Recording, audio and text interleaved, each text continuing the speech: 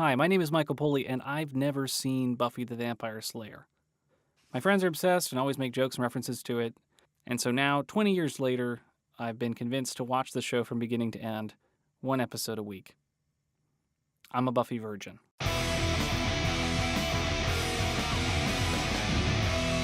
Hey, we're back, guys. It's been a 2-week hiatus, but Buffy Virgin is back. We are watching Beauty and the Beast. And I'm your host this week, Dennis St. John. We have with us Buffy Virgin, Michael Poley. Hello, happy to be here, and it is Beauty and the Beast. There are multiple beasts in this episode. Thank you for correcting me. We have Travis. Hey, everybody. And we have John. Hey. All right. So before we get started today, I just wanted to maybe explain why we took a 2-week hiatus a little and say what's going on. Because as you probably heard in the news, and I don't know where you're listening from, but there was a lot of fires in the North Bay of California, and I was affected by those. I had a couple days without power, and then I had to evacuate. And this week, or today, originally, Michael Poley and I were going to be at the Famous Monsters Halloween Bash in San Jose and recording a special episode. But the convention was canceled because of those fires. So now we're just going to be recording a normal episode. I just wanted to kind of explain some of what's been going on in my life. I was a bit of a not a refugee or anything, but I was without a home for a little bit. But I'm okay. My house survived. Most people I know who evacuated, they kept their house, but a few people lost them. So just kind of, all right, now we can go on with the episode. I just wanted to explain that. No, Dennis, thank you. Like, we were all really worried about you, and yeah, it sucks about the convention, but like, just glad that everybody's okay. You know, conventions come and go. That's right, yeah. And I still will have a new book out by the time maybe this episode airs. That got delayed a little bit because of these fires, because it took me a while to send final files, but I do have a new book out. I'm going to put that somewhere in the Twitter and stuff. And happy Halloween, everybody. I think this episode may air on Halloween. Can you tell me about the book? Is that the Furiosa one? Yeah, it's a collection of my short horror comics from the last few years, plus a couple older ones that I enjoyed. It's called The Land of Many Monsters and Many More Monster Tales, because who likes brevity in a title, right? So it's a collection of, I think, 9 of my short horror stories, including 2 dinosaur comics, and 2 brand new ones that have yet to see print outside of this. So check it out. It's pretty good, guys. That's awesome. Is it so? It's the comic you were doing on the Patreon as well, the one that you've been working on. Yeah. Oh. That's the title. The Land of Many Monsters comes from that episode, that comic. But it's going to be about 115 pages. It's got an intro by Steve Bissett. 115 pages. That is a book. Whoa, that's amazing.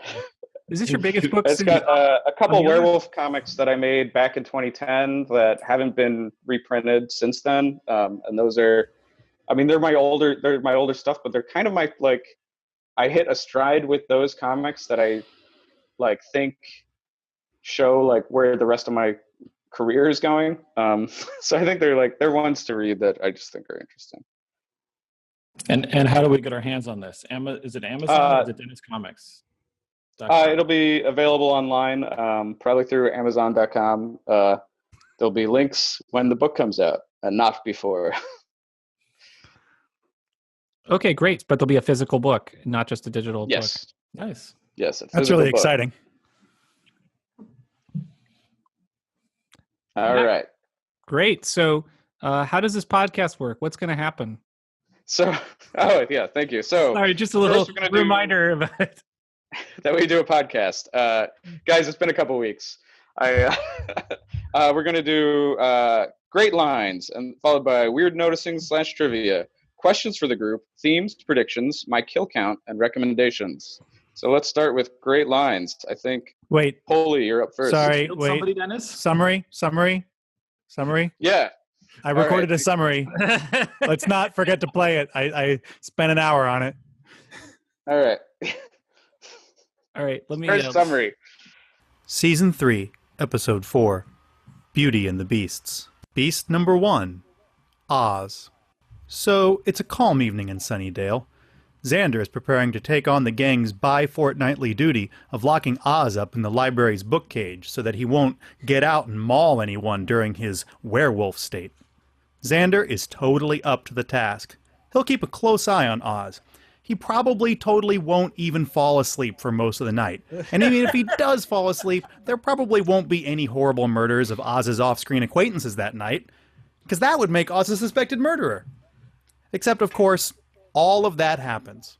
Bad Xander. Beast number 2, Shirtless Angel. So Buffy goes on patrol, hoping to find the monster responsible for the mauling death of Oz's buddy. Preferably, she would like to find a monster who isn't Oz.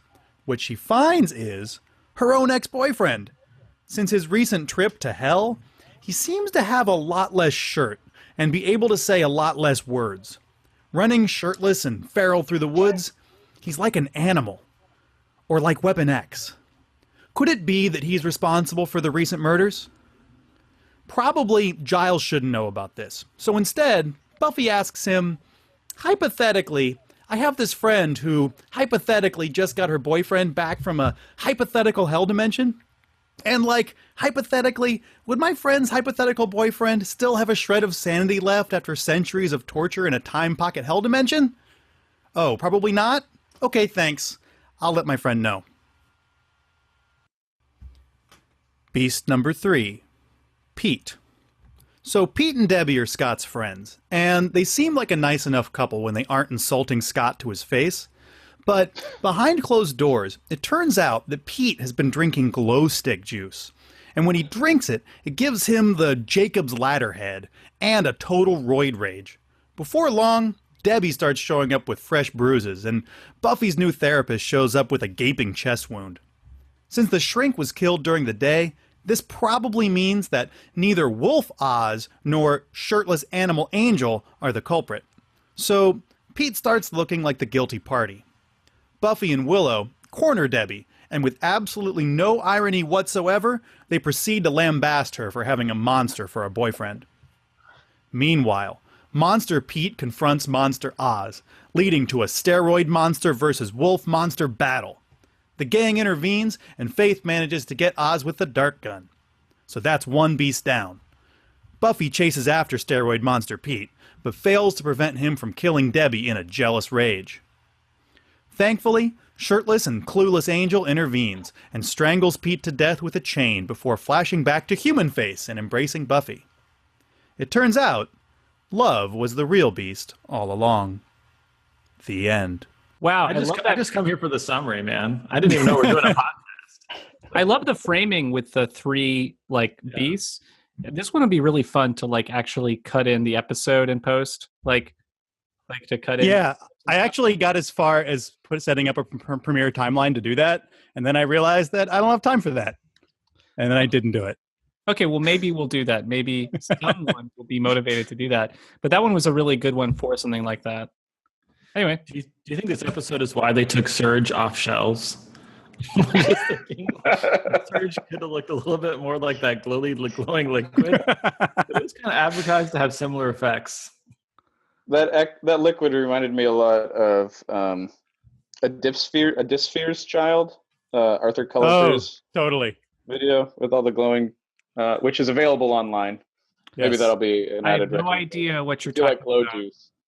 A friend of ours made, I think you're actually thinking of Not Dead But Dreaming, the first one. That has all the glow Oh, juice you're in it. Yeah. Yeah. Kind of an avant-garde VHS movie made by a friend of ours. A lot of glow stick juice in that movie.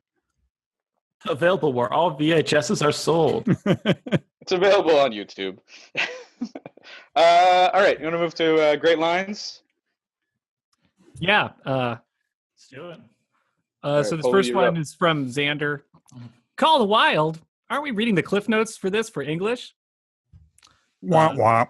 I love that because I love the assumption that Cliff Notes is the book, And having experienced people do exactly that in college, as opposed to reading books, this resonated instantly. And then this other one, oh, good. Oh, I also like that Willow is apparently reading like the Giles copy of Call of the Wild, like with ancient binding. Like, couldn't get a paperback. It's also nice that all of their English reading like fits in nicely with where they are with their current supernatural problems. Yeah. It's like the curriculum is probably, you could tie it like Scarlet Letter. Cool. That's we're dealing with people responding to Buffy sleeping with Angel for the first time. Oh, I should have been the swim team one, actually, right? For Scarlet Letter? Yeah. Could have been the swim team one, right? No, I don't think so. What would that be? Connection be? Well, that was where they were all saying that she was easy.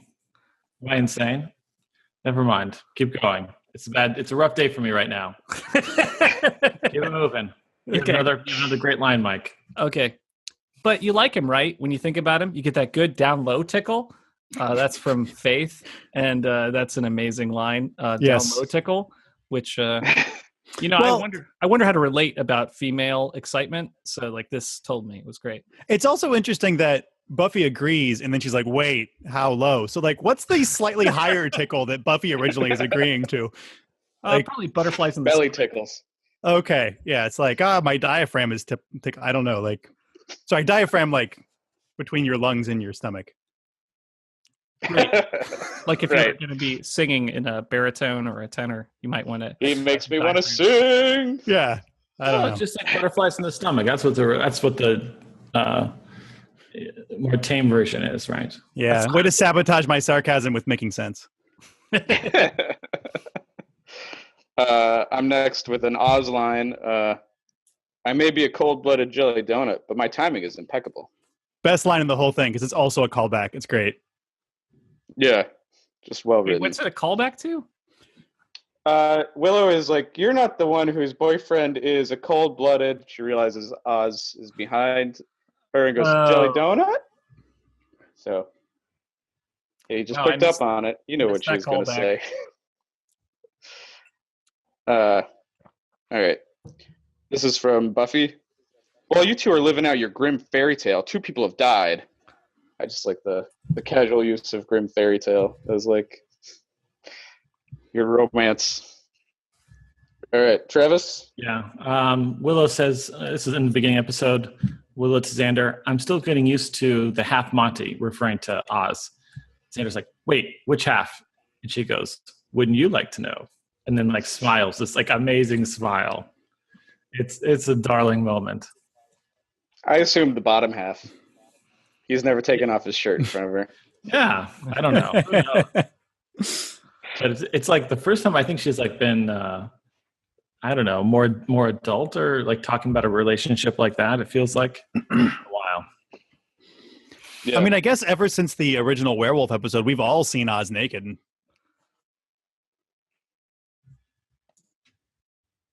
We've seen Oz naked? Well, I mean, the fur monster that we saw in the original werewolf episode was not wearing clothes, so I'm going to say we've all seen him naked. So Werewolf Oz is naked Oz. We've all seen Yeah. it. Well, we saw him in a fursuit when he was fursuit. Yes. Ooh. Yeah, that's a groan. That's a pun.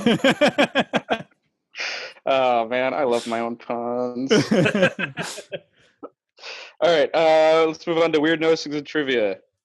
John? I just thought it was...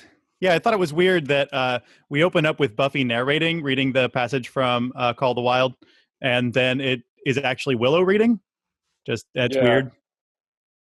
I agree. I feel like that's just a big, like, it's just Buffy's the main character, so it has to be her opening narration.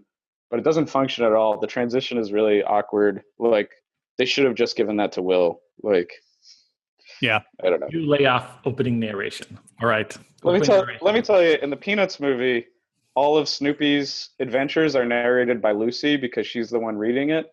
And it doesn't, like, even though Lucy's a weird person to be narrating it, like, storytelling wise, it's what has to happen because she's the reader of it and we can't have Snoopy speak. But Hold like, on. Isn't Lucy in the story? How's she reading it? no, it's he is writing a Flying Ace World War I adventure and she reads it. she's not reading the story of the Peanuts movie. It's a story. It's the narrative within the narrative. But anyway, it's just a sacrifice you have to make for storytelling reasons, for like story structure reasons. You can't have like Charlie Brown reading it and then it cuts to like Lucy being like reading the last paragraph or something. It would make no sense. Sounds like a fun thing to play with. Like, it would be fun to see a video of John's life narrated by me. Just like John looks around his apartment. How can he get Star Trek to this time? Maybe there's a way that John's life. You would narrate the first part, and then John would continue the narration as if nothing was amiss. And then That's how it would go. John can narrate my life. Yeah, he'll do the opening.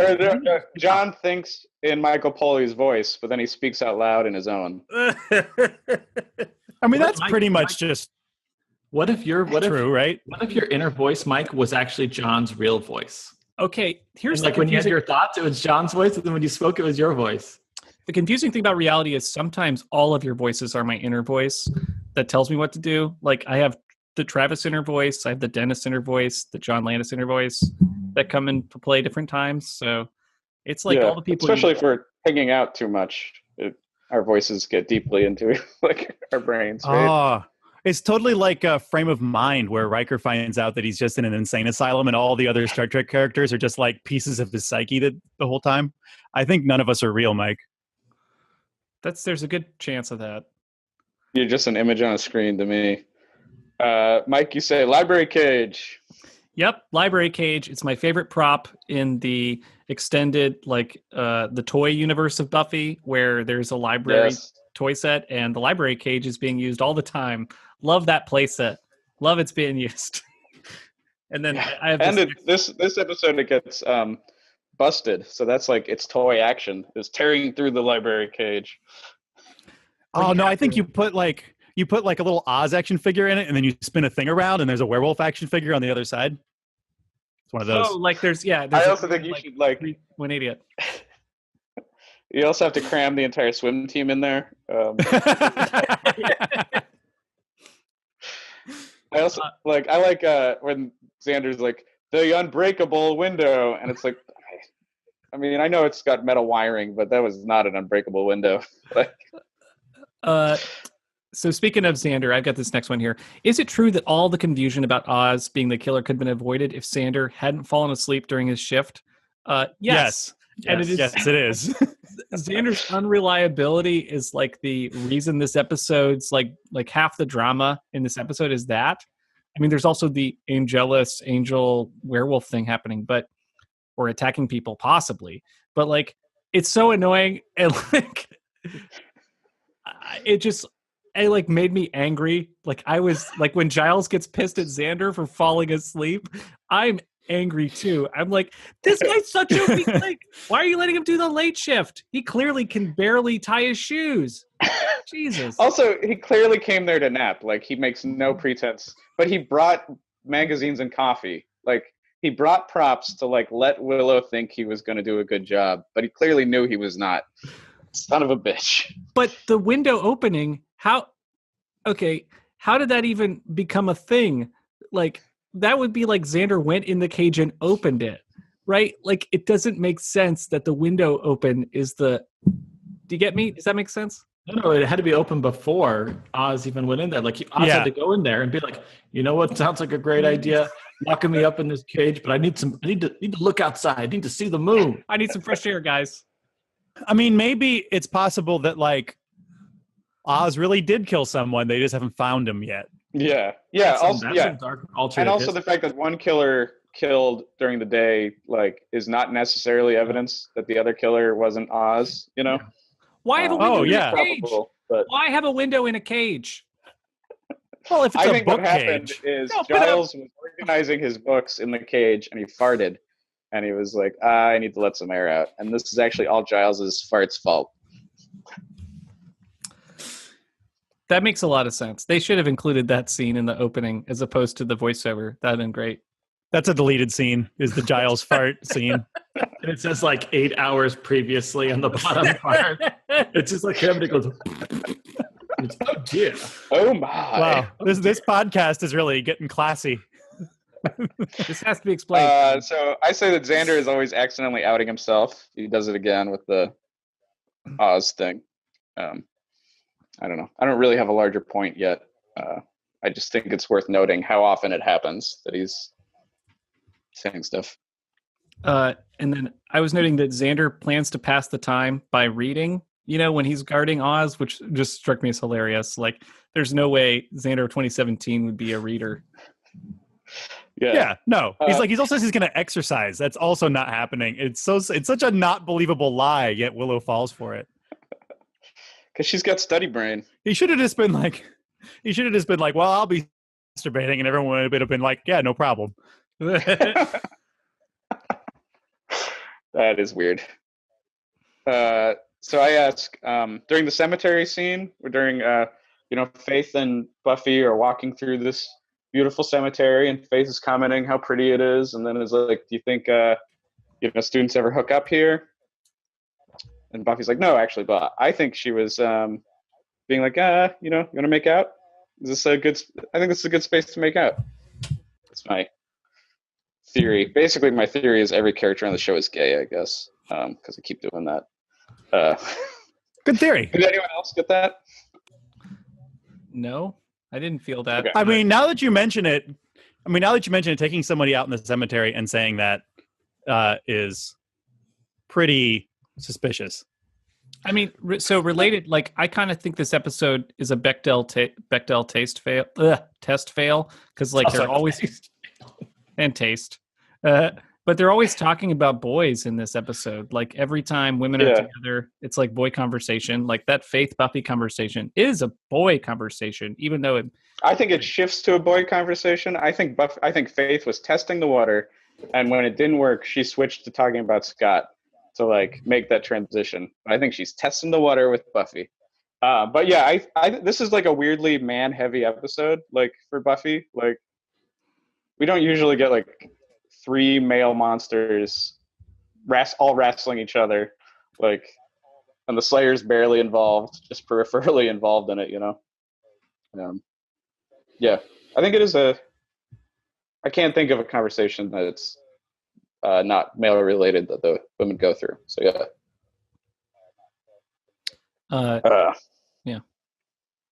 John, you say I just wanted to make a list of Faith's euphemisms for sex, because she has 3 of them. So if you're Faith, sex could be doing the ditty, or kicking the gear shift, or horsing around. Any of those 3 things could be sex. Kicking the gear shift sounds like the worst. I mean, I assume that's a man getting his crotch kicked by a Slayer, right? That sounds like a better visual than I had. It sounds like a foot like slipping inside of a human being. But I like wait, what? Or like maybe it's like rewind. Really nope. Shift and is like grinding it all. What are you talking about, Mike? No, kicking the gear shift sounds like a foot slipping inside of a human being. In a how? Way. Wait, how does that mean kicking the gear shift? No, it sounds like a made up sex thing. It's not a real one.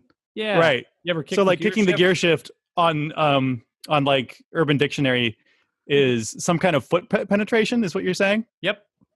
Oh, okay. I did not think of that. You're welcome. I guess all right.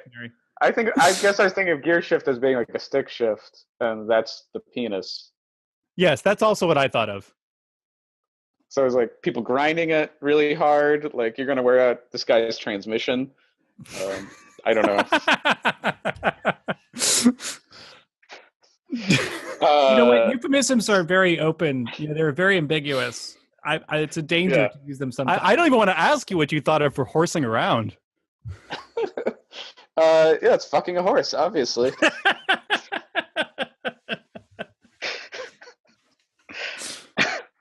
What is happening? And doing the ditty is having sex while singing a jaunty tune. Yeah, no, it's sex with P. Diddy, obviously. Wow. All right. Dirty money. Okay. So Oz, as always, has just great T-shirts. He has another like sexy girl shirt and then later he's got like a psychic shirt. Both totally solid. And John, you mentioned that Angel's running around shirtless this whole episode. Yes. I thought it was stranger he was wearing pants.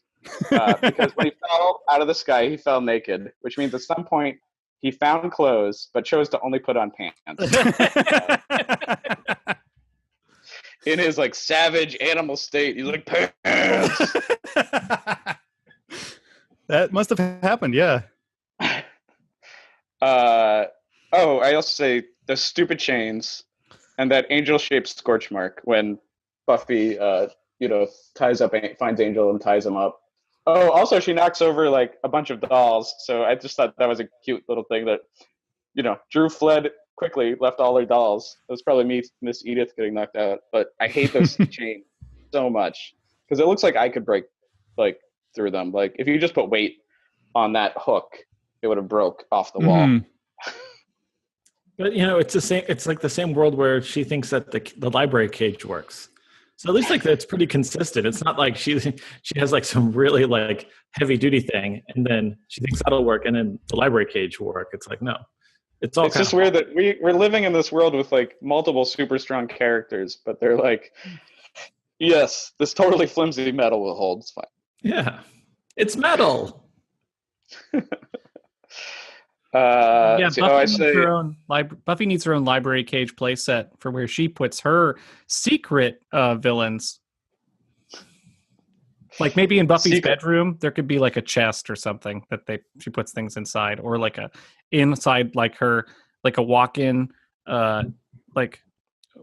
changing area. There's like a space to put somebody like tie them up. Yeah, this is a really kinky playset we're building. Yeah, Mike. Well, okay, it could be used. Okay, maybe very clinky, very clinky, extremely clinky. Oh yeah, because that's what it's because the chains clink, right? That's what they mean. Clink. So I say Faith punched Buffy right after like Buffy and Angel fought. Like she's just on the receiving end of a lot of abuse. 2 scenes in a row from like maybe romantic partners. It's this is a larger thing in this whole episode, but there's just so much domestic abuse this episode. Like, all over. Faith is so wild. Faith is just like crazy wild. I mean, this isn't the most wild Faith is. I mean, that's coming, but yeah.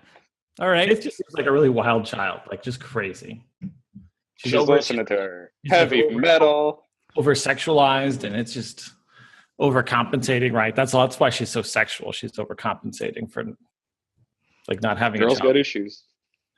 Or I don't know, but I do know, but I also it's funny you mentioned earlier that this episode Xander tries to claim to be a reader, but he's not, and then Buffy gets caught reading and is like, oh, Faith and her wacky books. Like I like trying to frame somebody else as a reader who's clearly not a reader, might in fact be illiterate. There's a lot of lying about reading in this episode. So this next thing here is about Mr. Platt. So Platt, great character that gets introduced. Like he has a lot of tics, a lot of interesting mannerisms. Like I was excited for Mr. Platt, but he gets only one scene and no funeral. It's very sad because it was like introduction of a great non-white character who had like a lot of interesting like bits to add to it.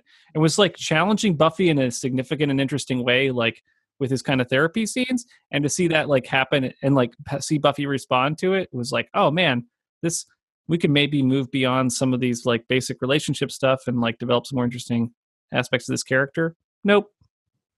This was just a one-off. Yeah. No, I mean, he dies similar to the the science teacher in season 1, who's like, Buffy, you've got potential. I'm going to go die now. Sorry. A teacher who wasn't Giles took too much interest in you. Okay, so maybe the rule is, and this will be a prediction later, if a teacher gives good advice, good actionable advice to Buffy, they have to die immediately. All right, I'm going to that episode. Is that exclusive to teachers? Because I feel like Platt is not really a teacher. Okay. It's just like adult figures, or if a non-Joyce or Giles gives actionable advice to Buffy that will help her understand herself or her relationships with others, they die that episode always. I like that. That's a good prediction. Gotta be a lawyer, obviously, with you guys. I've been taking legal courses on the side. And you've been practicing to be a lawyer your entire life, Mike. Come on. That's very fair. So I forgot that Platt. So the actor that plays the counselor is actually goes on to be a really awesome character in the TV show Scrubs. He's Hooch. And there's this amazing gag of Turner and Hooch, two doctors at Sacred Heart and Scrubs, and they're always trying to get them together. Anyways, and Hooch is crazy. So that actor Hooch is crazy. Hooch is crazy. And so the actor plays this really over-the-top character in Scrubs, like all 7 seasons. Like it's a minor character. It's like Jonathan in this series, but he has like more lines. But so the actor, and I totally didn't realize he was in this until I saw this episode again after seeing Scrubs, because I avoid the season 3 of Buffy mostly in my personal life. So I hadn't seen this in like. You avoid season 3? It's been amazing so far. Yeah, it's like a rocket launch that you don't come back from. This one really stresses you out. This whole season. This whole season's got me on edge. That scene with after he dies and Sarah Michelle Gellar is just pouring her heart out to his corpse. I just was like, this is some strong acting chops. That's classic Buffy fate. You know what I'm saying? Classic Buffy fate. She finally connects with someone who's a good influence on her life, and they end up dead. That's just poetic. John, you have a comment about therapists on TV? Yeah, it just seems like therapists on TV are either completely ineffective, like I'm thinking about like Frasier on Cheers, which is like the idea that he would help anybody is kind of a joke. And then there's like other portrayals of therapists on TV are like this guy and like the therapist on West Wing, who are just absolute magical wonder people who like get right at your soul in the first 30 seconds. I don't feel like there's a lot in between where like your therapy is a long process. I guess What about, I don't know. Counselor Sopranos? Troy's more of. Oh, I never watched Sopranos. I'm missing that party. There was a Rick and Morty episode. Oh, go ahead. I was gonna say, if you're saying Troy is somewhere in between, like Troy is like literally the least effective human being. No, she's a terrible, terrible therapist. Yeah, but I guess there's a sense with her that like her therapy for Barkley is sort of like helping over the long term. Yeah, maybe. I sense you're uncomfortable still. Barkley. So I was just thinking the Pickle Rick episode of Rick and Morty that I watched recently. There's a therapist on it, and like it's in one of those like clairvoyant therapists that sees the exact problems with every character, and it's like it's so unreal, but that it's frustrating as a viewer. Like there's no therapist that can see things so clearly, but she's a therapist slash person that deals with people that eat their own feces or whatever. So it's like this weird character thing they do. You guys don't watch Crazy Ex-Girlfriend, but the therapist in that show is really fun. Crazy John, you have a fun fact about wattage. Oh yes. So Pete insults Scott by saying his mom has the wattage of a Zippo lighter. If anybody wanted to know, a Zippo lighter puts out about 22 watts of heat. Just for anybody who wanted to know that. And if I'm wrong about that, I challenge our viewers to tweet at us and tell me that I'm wrong. Does Scott have Find me worse the friends than studies. Buffy? Like, are Scott's friends worse than Buffy's friends? Yes. Yeah, I mean, obviously. Yes, they're terrible. I do like if they turned out to have not been like killer and victim. Like, I just think there's something interesting about like the Buffy gang getting these tiny little glimpses into like normal high school life, right? I think that's potentially interesting. But like, I mean, obviously that isn't. But like, Scott's the most normal guy on the show, but his friend's is a Jekyll Hyde somehow. Yeah, I kind of liked the moment where Scott is super embarrassed of his friends in front of his significant other, I feel like Yeah. that happens every time you start dating somebody, is that you start looking at your friends and you're like, oh, this is how we look from the outside. What are you talking about? No, I mean, if you're embarrassed of your friends, like, then you're then you need to change your identity. Like, it's that weird moment where, yeah, it's like these worlds don't connect. Yeah. Maybe these friends aren't going to be a part of this relationship because, you know, I think we've all had relationships where your friends don't follow, and it's like that's a strange feeling that you're like, oh, I gotta change my identity to. I'm clearly changing Totally. who I am to date this person. Whoops. Right. Just like you don't hang out with your coworkers and your friends. Exactly. Can't be two people at once. So I say there's a point in this episode where both Buffy and Willow think that their significant others might be the killer. And maybe this moves more into themes later, but like, what does that say about both of them? That this is like the relationships they're in or used to be in or whatever. Well, also that their first move is to just like prove that it's not them, not to like deal with it or do anything about it, but to sort of like, oh no, I got to prove that he's innocent in some way, or like Right. chain him up. But both of us are dating people or used to date people or whatever that are potential murderers. Yeah. All right. Yeah, so that's interesting. There's a still lot there. I think the most interesting is they don't talk about that later on, right? That would be that's what you want. You want that convo. I don't think they talk about it later on like that. Like they won't. They don't both say, "Hey," they'll like sit down at the bronze and be like, hey, "Remember that time where?" Well, they can't because Buffy's not being straight about her situation yet. Willow is a little, at least, kind of facing that possibility. Buffy is not like she's so like wishy-washy about the thing with Giles that John pointed out perfectly in the summary, where she's not addressing it. It's so frustrating. Buffy not telling everyone about Angel being on the loose is so frustrating because he killed Jenny Calendar. He's a killer. He's tortured Giles. He's a bad person. Everyone needs to know about jealous. I'm sure That's there'll be jealous, Mike. no long-term consequences. You know what? I was drunk. I wasn't me. Like he can't. Yeah. No, like Pete's the No, same he's right. way. That's like, I mean, that's, you can't, yeah. I mean, Pete's People got are this gonna magical attack. green goo that he drinks, and he acts like a weirdo, and then he doesn't need it anymore. It's But, called like- Surge. We've been over this. And like Angela says, I mean, obviously the show is going to deal with it and be okay with Angelus being, or Angel having been Angelus. They have to, because he saves Buffy at the end of this episode, and like it's going.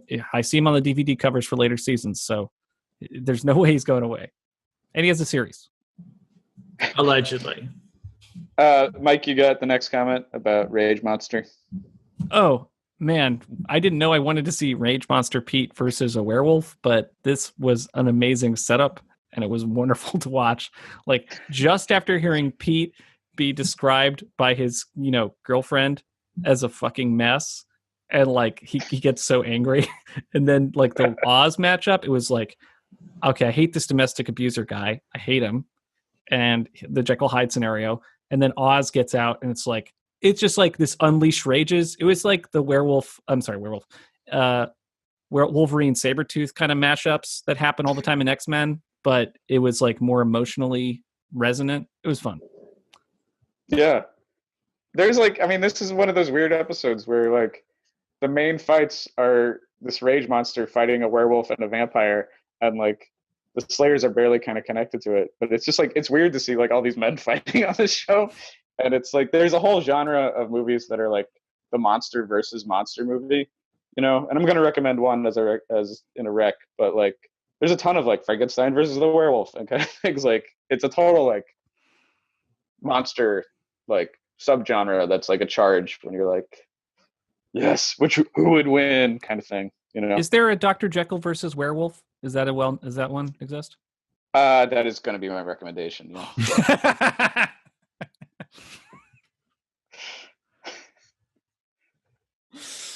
Yeah. Dennis, we love you. So I say, you think this episode is trying to say something about men? Hashtag not all men. Hashtag JK. But it's just like they keep repeating it. Like Faye says it. Like Call of the Wild says it. The therapist says it. Giles kind of says it. They're like, all men are beasts. Underneath them, I mean, it's just funny. Just it keeps coming up, and Giles has like his extended metaphor about like monsters and men. Totally. All right, I get it. I get what the theme of this episode is. Thank you very much. All right. Mike, you say Angel kills. Oh yeah. Angel kills another high school student as a rage monster. Buffy should definitely date Angel. He's great. Like she literally watches him murder someone, but he's bad. Like he's got pants. What else do you want? But he's still in rage face. He immediately then, after killing, goes into beautiful Angel face. It's just you're seeing the worst behavior. Like, yeah, they're in rage mode, I guess. So it's okay that they kill someone, but like, Angel's not Batman. Like Batman's like, I'm gonna try not to kill you. Occasionally stuff happens. I know old school Batman used a gun or whatever, but like Angel makes like he's so wild, and it's a rad scene, but it's also like, how could you trust this person? Like I also like Buffy. They don't cover up this murder, right? Because when I first saw it, I was like, are they gonna like hide Pete's body? But like they don't, because like it just gets found or whatever. So then like because she doesn't tell everybody Angel's back. So to everybody else, they're like, I guess Buffy just snapped that guy's neck. Like, and that's okay. Oh my gosh, you're totally right. So do you think like if you were, basically a serial killer, but you had remorse about it, and you wanted to, deal with like you wanted someone to love you, but you didn't really want to stop being a serial killer? Do you think you might like, prey on someone young and naive and like date someone way younger than you should to try to keep that behavior up? I think that might be how that dynamic works out. Yeah, that sounds right. Sounds like a great way to keep all your abnormal behavior to appear normal by dating someone that doesn't know what normal is. That sounds great. Yeah. Hashtag this is not normal, Buffy. Yeah. I think Angel's kind of a horrible person. I think he's kind of a predator. He's So I really? said this vampire? You think he's a predator? We should see what he did to his family. So we said that I said this earlier-ish, but like Buffy needs to tell everyone about Angel immediately. Like, this is not cool. I am bothered. She should be bothered. Why is she hiding it? It makes me angry at her. So we all are not virgins. We know how this thread moves. So do you want to make a prediction about how what happens next with that at some point? I mean, it's going to get resolved immediately. Like, it cannot last. Like, this can't go on. I mean, Buffy cannot hide Angel for much longer. So it's just like, he's literally at the school protecting her, and it happened that no one else was there to see it, and that the person that did see it was murdered, so he can't tell anyone that there was this naked man that appeared. So it sounds to me like you're predicting that the gang is going to find out the next episode. Is that the prediction you're making? I mean, Angel's been in this show since was it last episode? Yeah. Yeah, where he appeared, and now he's maybe murdering people. Yes. I mean, it'll be very soon. I feel like the name of the next episode makes it super clear it's going to be this one. Oh, okay. But like, I actually couldn't remember when I asked you to predict, so maybe it's the next episode's called Homecoming, so it seems super obvious that will be the one from the name of it, of the episode. So, I mean, it'll happen immediately, but I don't know how people will forgive Buffy for this, because we can do predictions in a minute. Okay. I didn't realize we're already up to Homecoming. That's exciting. Questions? Yeah, want to go to questions? Mike, you got the first one? Sure. So in this episode, Oz has some notes that he offers someone to use. It's just like a dumb question, but have you ever borrowed anyone else's notes, and are those notes ever useful to anyone other than you?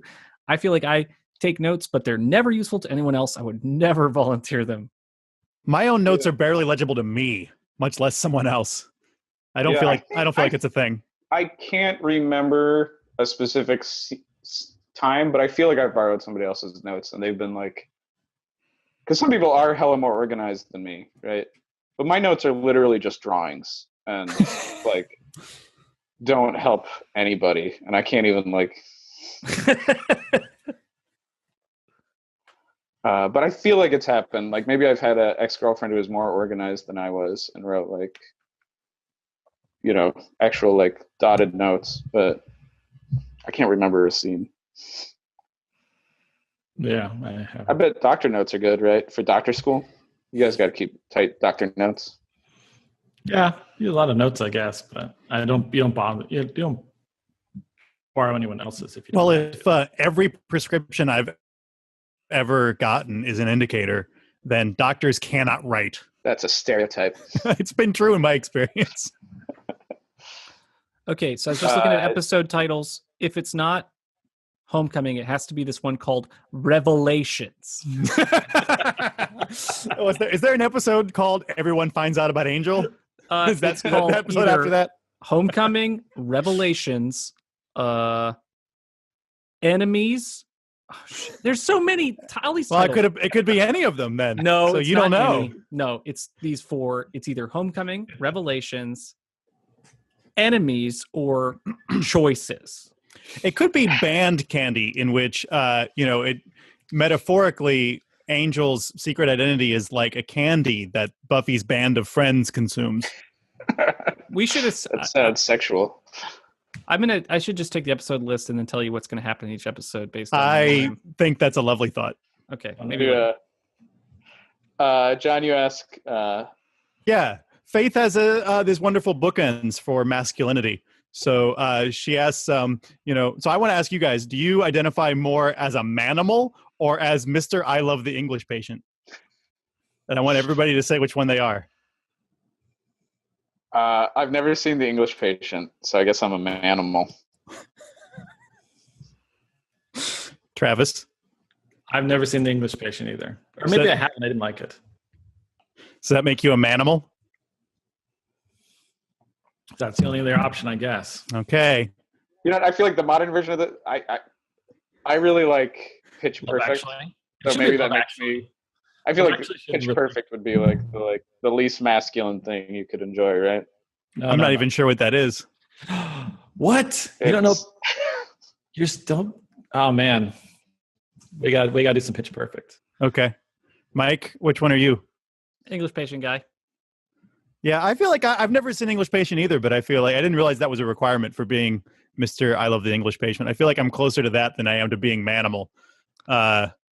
I've seen The English Patient. Did you guys not see it when that was a thing? Weren't you working in a movie theater when that got released?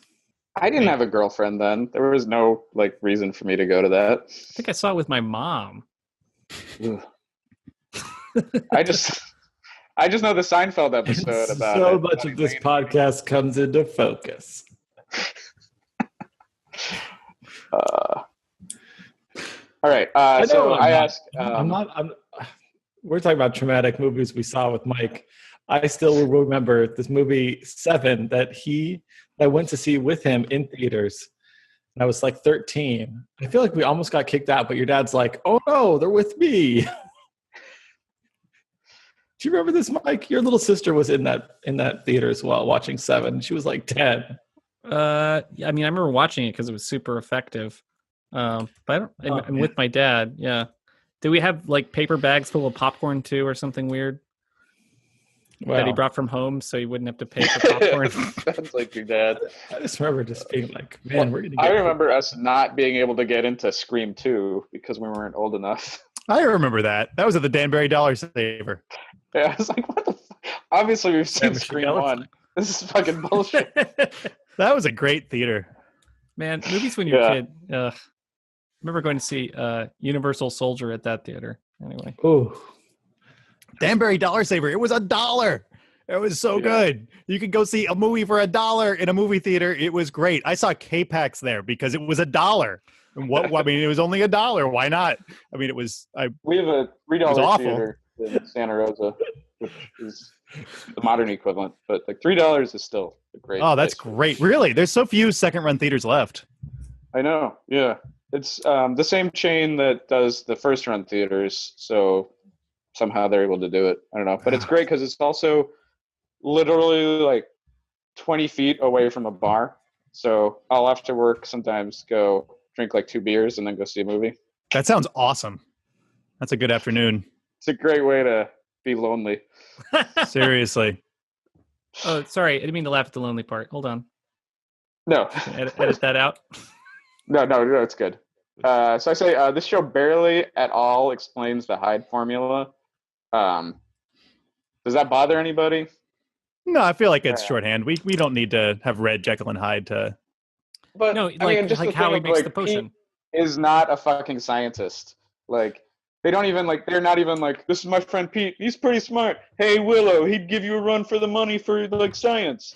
You know, like Yeah, at that least is a little in the weird. early seasons, they would do that. They would at least be like, "This is the guy who beats Willow in the science fair every year." Like they're like Pete does not appear to be a scientist, but he can invent a Hyde formula. No, it does seem like there should be some more backstory there. Like oh, he found his dad's old stash of military grade testosterone treatment or whatever. Right. Yeah. They're trying to make a They were trying to make a Captain America serum, but something went wrong. But also, what is the advantage ever of drinking the Hyde formula? Like, I know in Dr. Jekyll and Mr. Hyde, it's because he wants to be pure. He wants to erase the darkness in him, right? But that's not Pete's plan. And like, I don't see that. Well, no, Pete's plan is that it's a but Pete's, it's a nice little commentary on on masculinity. Is that you chase masculinity because you think it's going to get you girls, but that's not how women work, and it's not how life works, and it just turns into violence. I mean, I feel like that's the thing I like about this episode. That's one of the things I like about it.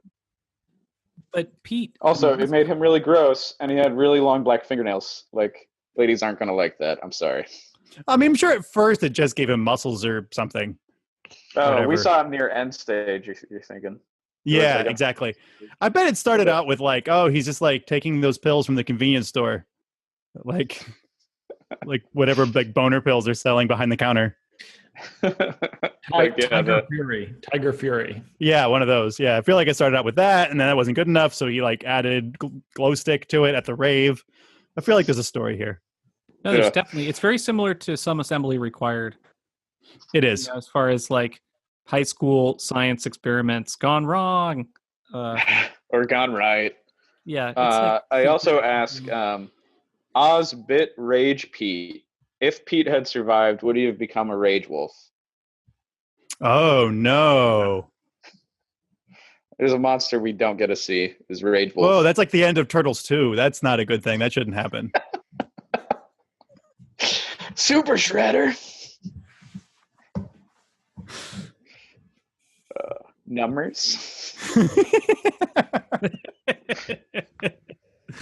Oh, God. There's some bad monsters in Turtles. I mean, it's an aside. Yeah, totally. Toka, the snapping turtle, was invented by my friend Steve Bissett, who was really on this. Yes, he's not credited in the movie, but he got money for it, and he's credited elsewhere. That's fantastic. So and he has been on our podcast. That's right. Yeah, he created the snapping turtle mutant. That's pretty cool. Yeah, he used to do some work for the Turtles. All right, you want to move on to... I mean, I feel like there's only one theme, deep stuff, but it's like I had other notes, but I was like, no, this encapsulates it. Me too. This is basically it's the whole episode. This is the episode. Ready? You ready to get in, guys? Yeah, and then this question feels like a good style of question to ask about Buffy in general, which is how'd they do? So This episode, at least the last 10 minutes, when they kind of introduced how messed up Pete is, and it's like he's responsible for all these deaths, but it's partly about domestic abuse and alcoholism. How'd they do? Well, my big problem with this is the victim blaming that Buffy and Willow engage in, that the episode doesn't question, where they corner her, and they're basically like, they're so harsh with her, and they basically are like, it's your fault because you aren't doing anything about it. And so I Googled this really quick, and this is from the Center for Relationship Abuse Awareness. This is a quote from their webpage. Victim-blaming attitudes marginalize the victim/survivor and make it harder to come forward and report the abuse. So it's doing the opposite work that in real life, it does the opposite work that they're trying to do, right? If the survivor knows that you or society blames the survivor for the abuse, she or he will not feel safe or comfortable coming forward and talking to you. The victim-blaming attitudes also reinforce exactly what the abuser has been saying all along, that it is the victim's fault that this is happening, which is totally what Buffy and Willow do, and the episode is not critical about that, and that sucks. I think storytelling-wise, though, they're both acting that way because they both are like upset about their own that their own significant others are monsters, right? It's the same way that Buffy is like hella harsh on Chanterelle / Emily Anne. Like when she's like, your boyfriend's dead. He's never coming back. Like, yeah, I feel like in that moment we're meant to be more critical of Buffy than we are the Buffy/Willow team up in this one. I felt like it feels like the episode is really on their side for some reason to me. And I'm not sure I have a reason why. I just feel like I can follow their logic, but you're right that the episode should be very clear then about like that their logic is wrong. That like Talking about Anne? Yeah.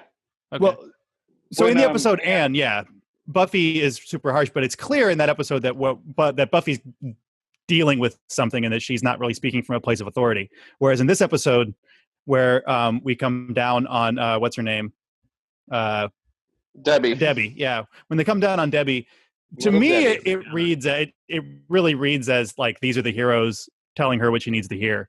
I don't know. Well, okay. I also just recently, because I'm an idiot or something, I rewatched the second season of Dollhouse. Well, you are an idiot.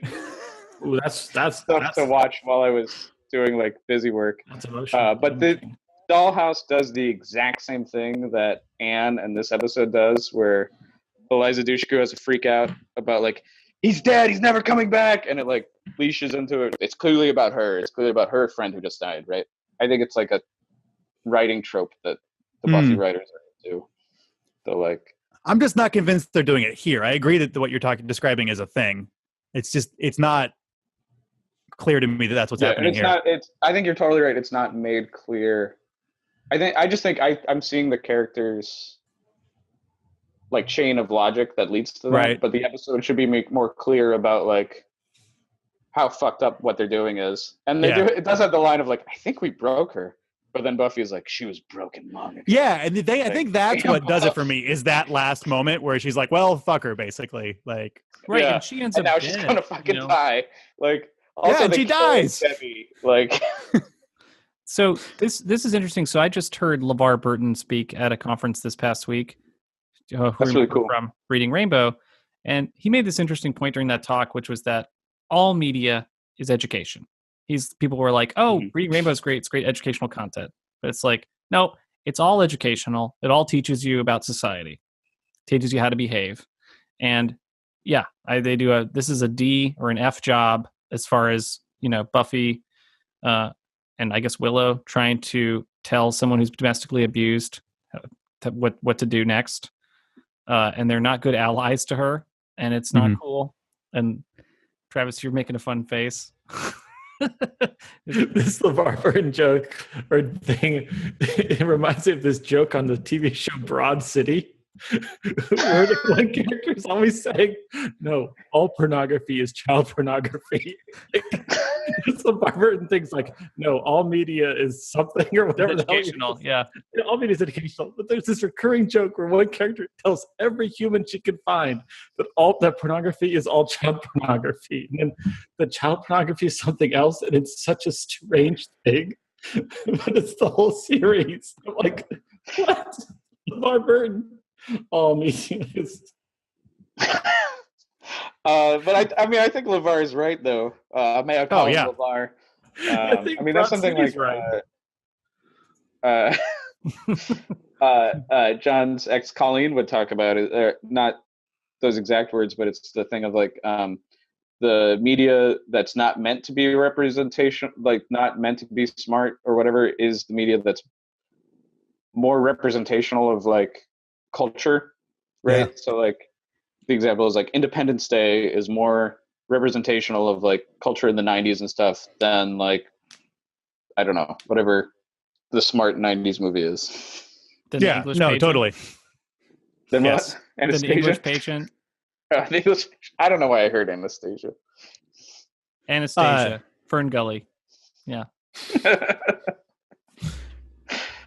Fern Gully. Yeah, so I mean, I think that the episode is overtly anti-abuse, right? But then it tags in this other thing. Right. Yeah. It wants to go ahead. Sorry. Oh, I found the quote I was looking for Broad City, and that's all Hollywood media is porn, and all porn is kiddie porn. Like, it's the craziest thing.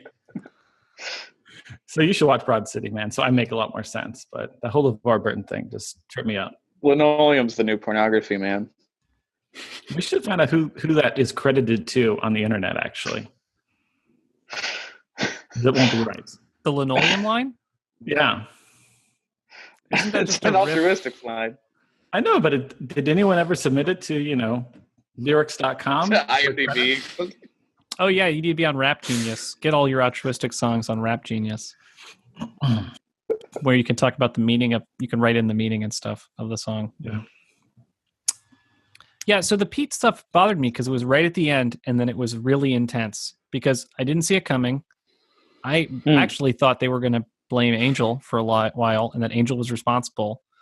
That was at least the way the show was leading me because I didn't think it would be Oz. And then, oh no, it's this third character, Pete, the third beast, like John says in the summary. And like, he's so angry and unlikable in that one scene. I have no empathy for him whatsoever, but I'm really sad for Debbie. And then she equates it to alcoholism. It happens right there. It's very clear. You drink that thing, and he's like, I don't need it anymore to get this way. Yeah, I think that piece of it clouds the issue. This is the second time, like when we watch Go Fish, right, where we have this, sort of critique of masculinity that is clouded a little bit by, in that case, like steroids, right, and in this case, steroids or alcohol or whatever the substance abuse you take it to be a metaphor for. I think it kind of clouds the thing they're trying to get at. I don't feel like it. I feel like it's doesn't work because his goal is he's taking the surge in order to be someone that she would prefer to be with, right? He's trying to become more masculine or whatever, more masculine. Which they mention only briefly, but they do say it. So And he's it's after masculinity and strength, and that's to attract it to her, but it turns him into a rage monster because he's not a scientist and doesn't know what he's doing. And so we'll just assume he's got an overinjection of testosterone, and it turns him into a rage monster. And then he's cruel to her and then kills her because of his jealousy. I mean, he kills Platt because he's jealous because he's telling her not to be with him. And then who's the other? There's another student that gets killed that like she's maybe allying with. It's her band camp play around buddy. They used to horse around.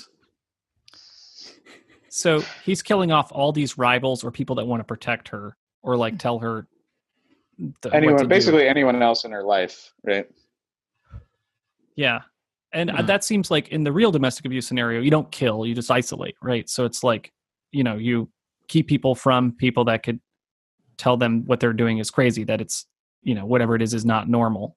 So it's like that seems on point as far as like how that behavior works. But then the lack of true empathy from Willow and Buffy is sad. And so she just ends up dead at the end.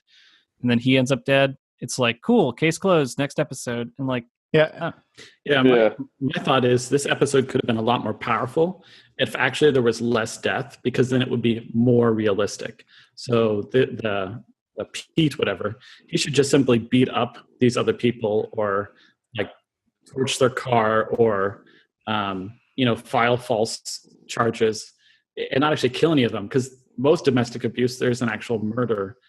There's always but I also feel like you guys like John was also saying like, oh, the magic formula like clouds the issue.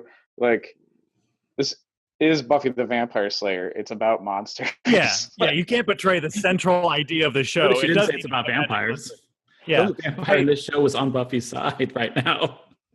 And they do go out of their way to say specifically it's not the formula because that was just him. Yeah, right. I was saying it was always. Which leads. Yeah, I mean, they do out of their way to say that kind of last line about like, oh, now I'm gonna have heavy thoughts all day or whatever it was. Like, dude, poor Cordelia was like really. good on Cordelia for being out most of this episode. Yeah, too bad Buffy and Willow aren't going to have heavy thoughts. Yeah, the people who should. No, not at all. Definitely not. And too bad, like, yeah.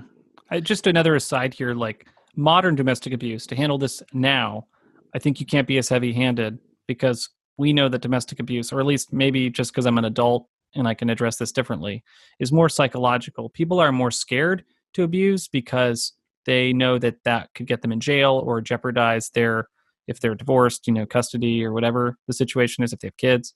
It's like violence can cause problems for you. So the abuse tends to be more psychological and weird. I mean, there's still physical violence still is very common.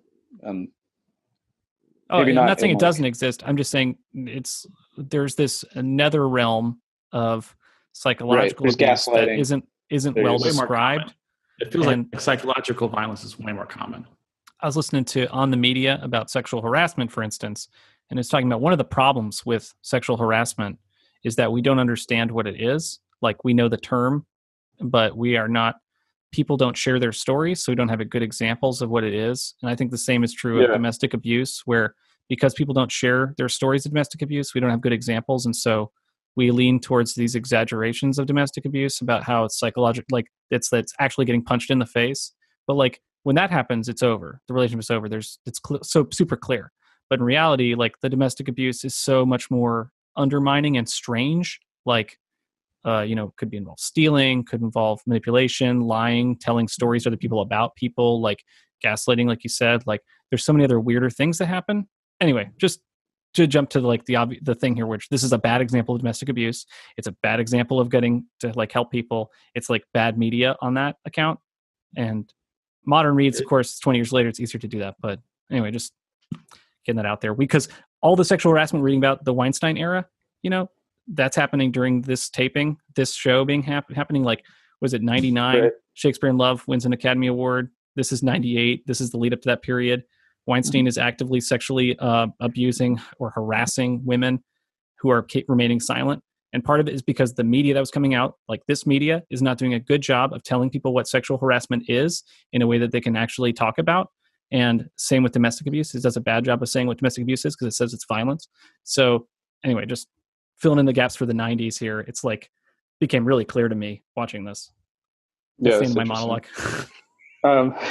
I feel like it was one thing that brought up I just wanted to recommend is my friend Naomi Kane, who I work with. She did a comic for The Nib, which is like editorial comics website, called like 10 times I was sexually abused just off the top of my head. And it was like a list of 10 times, and she drew them out. And then she did a follow-up comic to that was all real responses from people being like, that's not sexual abuse. You like agreed to it, and like, or all this stuff. And it was like, only one of these was really sexual abuse. So like, just speaking of your thing about like, we don't know what sexual abuse looks like because it's misrepresented.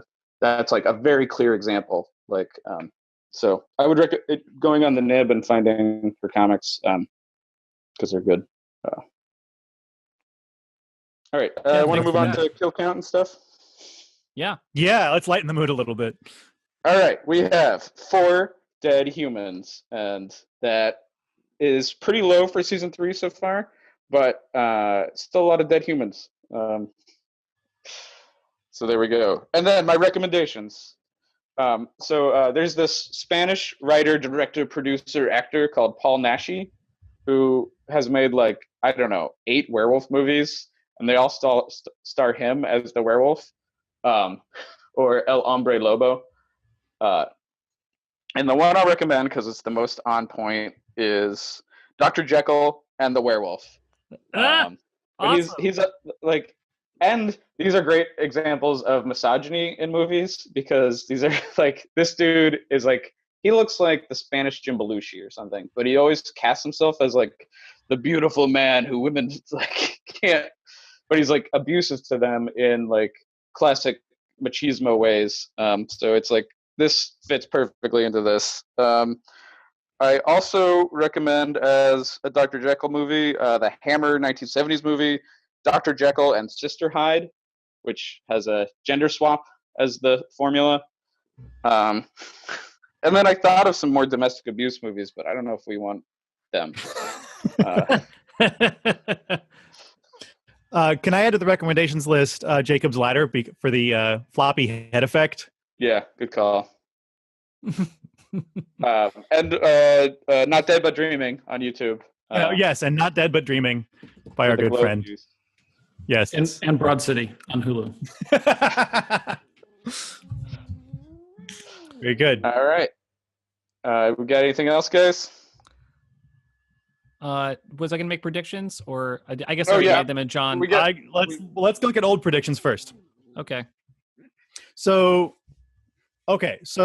we had a guest predictor at one point, Kristen, way back in season 1, episode 5, and she was aware that Eliza Dushku was going to be on this show at some point, and so she made some predictions relating to that. And we've already established that her predictions will count, positive or negative, towards Mike's total. So starting off, just to be clear, before we make these adjustments that we're about to make, Mike, you are currently at a 73%, so kind of a solid C. And Kristen predicted that Eliza Dushku's appearance will be connected with something bad happening. We're also confirming or denying predictions from Faith, Hope, and Trick, because we didn't get to do that because I was not there. So what do you guys think?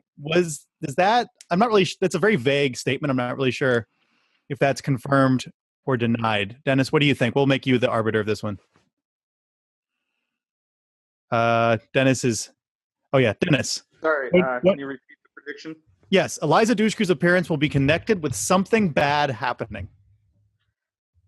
Well, she only appears because Kendra dies, so yes. Okay, so we'll go ahead and give Mike credit for that one.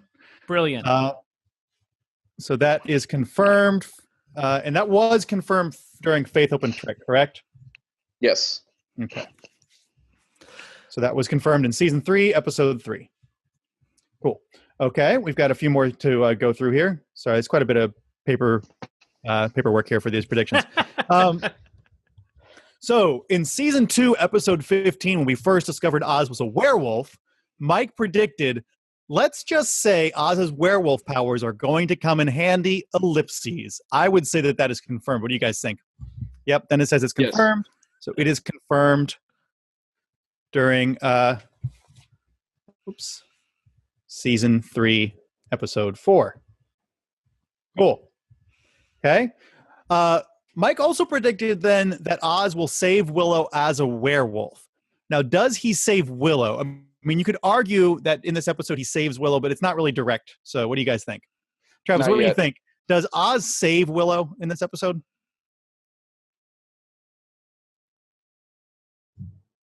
He's not sure. I think we're going to go ahead and leave that one open. I say this is neither confirmed nor denied. Yeah. All right, very good.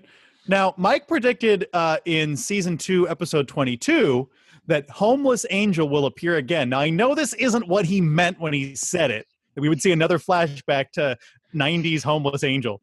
But this angel is homeless. And he does appear. He's got a mansion. He literally appears in midair. He's got a mansion. He appears in his own mansion. He's more of a He doesn't squatter. own that. It's not a mansion. It's a mausoleum, isn't it? No, it's a mansion. No, it's his mansion. Okay. It's where all the dolls were there. This is where they used to. Oh, okay. All right. Fine. He's not homeless. All right. Very good. Okay. All right. Now, there's some other ones that relate to the angel dreams that Buffy was having at the beginning of season 3. So Mike predicted that we would get at least 3 more angel dreams, which I know we didn't. So that one's denied, correct? Correct. So, got to deny that one. Mike, you should really start predicting angel flashbacks. That's a pro tip. Well, he did when he said we would see Homeless Angel again. So he also suggested that something supernatural is causing the dreams of Angel to happen. So what do you guys think? Was that supernatural, or do you think she was just having angel dreams? I think that one is kind of undecided. I don't think they really make it clear. Supernatural. I don't think it's clear yet. Will it become clear? Because we could leave it open forever. Mike, can you leave the room? No, I'm just kidding. Just keep it I open need to right leave now. The room. I could. We'll leave it open? Okay. Leave it Oh, open. but I'm going to edit this later, so it doesn't. Don't do that. Yeah. Panel says leave it open. All right. I think Okay. it's true, but leave it open. Mike also predicted that Buffy will get back into school. That happened in season 3, episode. Finally, I'm so glad it didn't take that long. Yep. And the whole show would be about her getting back in school. That'd be Yep. such a cool season. What? And It then she would has be. to repeat senior year, but everybody else has graduated. Everyone's in college and she has to get entirely new friends. Oh man. Oh, that Okay. sounds so sad. So that is all of the predictions that we can confirm or deny today. And at this point, Mike, you are still at a 73. So even though we had some, it wasn't enough to tip it. You went up a little bit by a fraction of a percentage point, but you're still at a 73. Great. How do you feel about that? Do you have an emotional reaction to that number? No, I'm feeling good. I feel like I'm going to make some good predictions today that are going to pan out well. Yeah. Well, I've actually noticed there's some big I'm sorry, predictions. I coming feel like up. there was one Mike predicted. I remember. I haven't looked at the list. But Yeah. didn't Mike predict that Angel wouldn't come back until after Buffy got with Spike? I do not recall that. Let me find it. Oh, yeah. You're absolutely right. Wow, I totally missed that one. Angel will be back in season 3 after Buffy hooked up with Spike. Mike predicted that towards the end of season 2. So, yeah, you're totally right. That is definitely denied. Wow, well, good. Well remembered, Dennis. I missed that one. So that, Mike, puts you at a 71.7, 72 if you round it off. So you did lose a percentage point. Well, I just have to make more predictions, and so each of the bad ones are worth less, obviously. Yeah, but if they're all bad predictions, strategy is not going to work for you. I got that great one that I hope you captured this week, which was... I haven't captured any yet, so you're going to have to go through them all. Okay, so the rule is, this is like a rule for Buffy, and I would like to get a point every time it happens. Nope. Okay, so just What? the next time? No, that's tough because that's one of those we have to watch all 7 seasons to count it. I think here's the way it Feels- works. Here's the way it works, Mike. You make the prediction for this recurring event, right? Yeah. It becomes confirmed when it happens the first time, and then you re-up the prediction at that time and predict that it will happen again. Okay, so every time, it'll happen again. Buffy will get advice from not Giles or Joyce, and it will be good, actionable advice. That person will be killed. That episode. Or how about this, Mike? Or they'll die, not necessarily killed. Hold on, Lawyer John. They will die, not necessarily be killed. They will die that episode. Okay. I would say maimed or die, but Maimed. Mike, you should predict how many more times Buffy's going to lie to the Scooby Gang about Angel being alive. That'd be a fun prediction. Oh, The next time Buffy gets advice from an adult other than Giles or Joyce, that adult will die in that episode. yes. Okay, got it. Oh, but it has to be good actionable advice because Snyder will give advice, right? But it's not going to be Yep. wow, No, Snyder, that was really something to think about. Thank you. Good actionable advice. Got it. Like Buffy wants to take action on the advice, like the way that she clearly wanted to take action on the Platt advice. Right. Can I just say good advice? Sure. Good advice. Okay. All right. How many more Okay. times is Buffy going to lie to her friends about Angel? I mean, she's going to lie until I guess how many times she'll actually lie? well, I think they're going to find out Oh, either just next trolling. episode or in either in, hold on. I got this list of the names of episodes. Will she deny Angel 3 times and the cock will crow? I mean, she's already lied a couple of times, right? Cock's already crowed. Lied. She found out about it last episode, right? Faith, Hope, and Truth. She found out about it, or was it? No, she found out about it this episode. No. He appeared last episode, but she didn't find him until this episode. Yeah. Okay. Oh yeah. But she hasn't actually lied. Someone's like, "What were you doing last night?" And it wasn't taking care of Yes. Angel. I think So far, it's I think a lie by of omission. omission at this point is a lie Yes. when it's involving a serial killer and stuff. Yeah. I'm trying to remember how long the Angelus thing lasted, and it was quite a while. I mean, it's going to be. I hope it's the next episode. I hope it gets resolved immediately, but it could be as long as 2 episodes. 2 more. I mean, she could lie until Revelations, which is 3 episodes from now, but I hope it's sooner. But I don't know. So you're not going to make a prediction there? Yeah, I don't want to because it's either 1 or 3 episodes, or 1 or 2 episodes. Basically, she either lies, and it's either the next episode or in 2 episodes. They can't keep it for much longer because There's too many other things that have to happen this season, and this would be a huge hang up. And we want to get Angel and Buffy reunited. Okay, so it sounds like there's no prediction there to be made. Well, no, Mike. Does she tell the truth next episode or not? She's not going to tell the truth. That's not her. She's not. She has to be. She can't. Okay. She can't unless something really fucked up happens, and then she has to reveal it. All right. So she can't. That's what your prediction is. No, she's not capable of telling the truth about this at the moment. She's hiding Angel. She's going to hide him as long as possible until they need Angel for something. Like, he broke out to save her. Okay. If Buffy's in danger again, but like she was just in danger and no one saw it, it's like if Buffy's in danger again, Angel will have to come save her, something like that. So what are we predicting? Anything? Let's move on. Sorry, I can speculate endlessly about what I think. Yeah, let's just keep going. We're almost done with the podcast. No prediction there. All right. None. Any other predictions you care to make, Mike? Because we really only have one. So we are going to find out what happened to Angel in Hell. Oh, okay. This season, we have to. And I don't know how extensive, but we're going to find out about it. The library cage is going to get used again this season, and it's going to get upgraded because clearly there's some problems with the window. Buffy's going to hook up with Spike this season. Did I already predict that? I said before Angel. Obviously, that's wrong. Angel's in the picture now. She's going to hook up with Angel first, and then Spike. Let's see, what else? Wait a second. So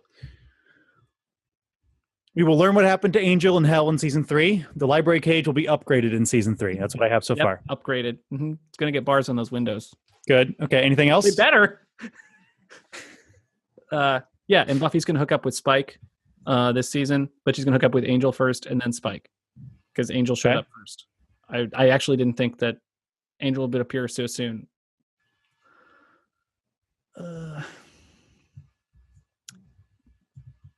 Those are all my predictions at this time. Okay.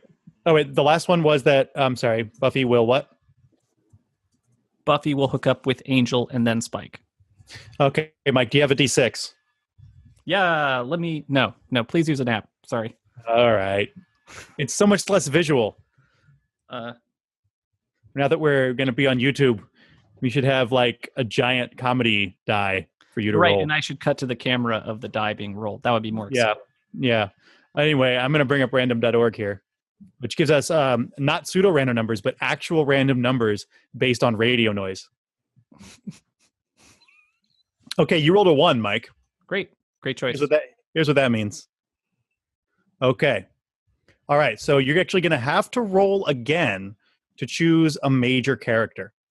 So I'm going to have you roll another one. This time you rolled a 5. So 5 means Cordelia. So will Cordelia change sides from good to evil? And will it be temporary or permanent? Good to evil? Will Cordelia become evil? Because lots of characters become evil. Or evil characters become good. It's a Buffy thing. It's a TV thing. Will Cordelia ever become evil? And will that change be temporary? Yeah, ever. Will there be an episode where we have evil Cordelia? And will that be temporary or permanent? Yes, there will be. It will be temporary. Okay. Cordelia will be temporarily evil, not permanently evil. But she does have to, for Cordelia to be on the Angel show, which I know is going to happen, as his detective show, Angel, Cordelia will have to turn, something's going to have to happen. She's going to have to expose the dark side or something where she understands and can empathize better with Angel. So, yes, she'll be evil temporarily. Will we count this if it, guys, if it only comes true? Because I honestly can't remember if it only comes true on Angel and not on Buffy. Will we count that? I think that's up to Travis as the Angel expert. If it happens, we'll count it. Okay. Okay. Also, how evil? Like working for the destruction of humanity versus just working for the destruction of the group. I think it's just like she's a bad guy. If she's like possessed by a demon, that counts. If it's just that's how I imagine it when I ask the question. Back to normal Cordelia. Back to like season 1 Cordelia. Does that count? Oh, no, because that's just catty. She's not evil. Okay. Oh, have I made a prediction about bunnies yet? No. Dude, you got it. There were rabbits in this episode. Bunnies. It must be bunnies. Willow is going to have to face evil bunnies Why do you say that? because she's scared of bunnies. Not in this episode, but she's reported fear of bunnies. And how did you learn about this? I don't remember. Okay. Oh, I feel man, like can I it's in tell the you guys a episode. story about spoilers that's not related to Buffy? There's a musical episode, and I remember that line from the musical episode. Maybe that's cheating. No, I don't think it's cheating. Willow will face evil bunnies. That's the prediction. Before the musical episode, obviously, but I don't know what way. Okay. Got it.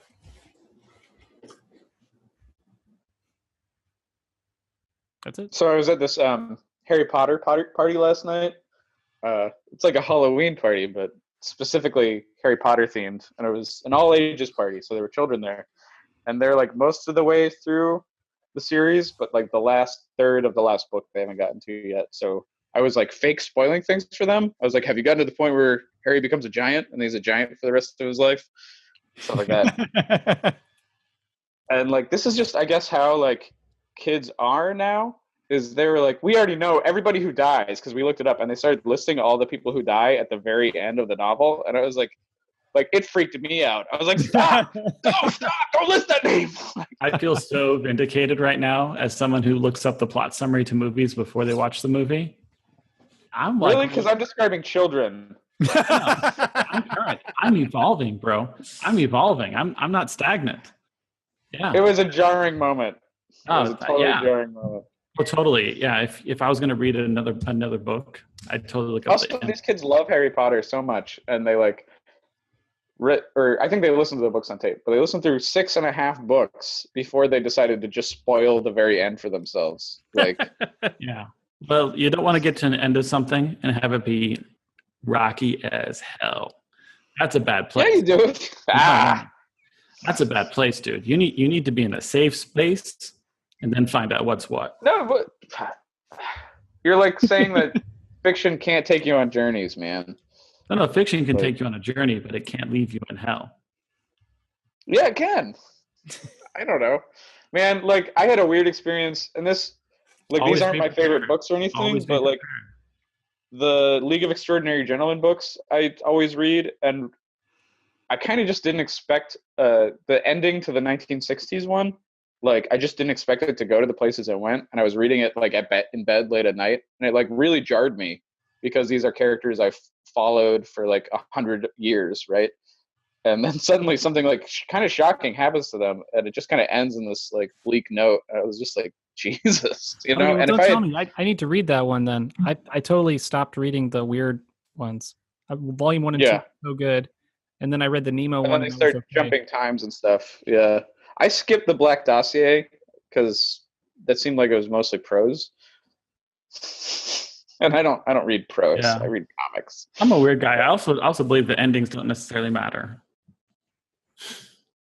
So I'm a weird guy, yeah. But I'm proud of those kids, man. That's awesome. That's awesome to hear. Like, I think it's totally fine if out of a 400-page book you read 300 pages and call it quits. You know, you can sign off like that. That's okay. Or Yeah, even that's- 50 to 100 pages. Or just the back Or you- jacket, or you or just the title. Yeah, and Yeah. then check it on Goodreads. Yeah. One other recommendation. I know we're winding up here.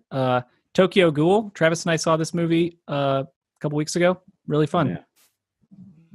That's cool. Yeah. Manga, live I haven't seen action that, but it anime, sounded live awesome. action manga movie. It's really rad. So, how do All people right. find us? Let's wrap up. Yeah. People can find us on Twitter at Buffy Virgin Pod, on Instagram at Buffy Virgin, on Facebook.com/Buffy Virgin, on BuffyVirgin.com. Everywhere you get your podcasts. And we're on And you can YouTube. follow me. Oh, we are on YouTube at YouTube.com/Buffy Virgin. Something like that. Yeah, and it's highly recommended that you check it out on YouTube so you can help differentiate the 4 voices. Especially if they're all male voices to you, it probably just you can't figure it out. So Just a bunch of dudes. Yeah. We're just a bunch of dudes with the same accent because we all grew up together. Although I was in Nashville last week and I started to develop a bit of a Southern accent during that week. Really, within a week? Well, because it's not an unfamiliar accent to me. Like Right, I did okay. kind of have one. Right. Talk about localization. But anyway, yeah. And you can buy my comics online, and you can find exciting things Michael Poley does on YouTube all the time. But you have to search for it because he's very secretive. I'm a little bit secretive. Yeah. And you can't find Travis online, so don't even look. Despite how many times we've doxed Michael on this show with his name and his Twitter handle and his full name, and that in fact he lives in the city. I don't think Mike's bothered by that, though. Yeah, Mike, is your identity secret? It's news to me. Yeah. And you can find John Landis if you're in Philadelphia and you want to see a weird movie. Go to Omega Transport. OmegaTransportVideoClub.com is the website for that. All right. Have a great week, everybody.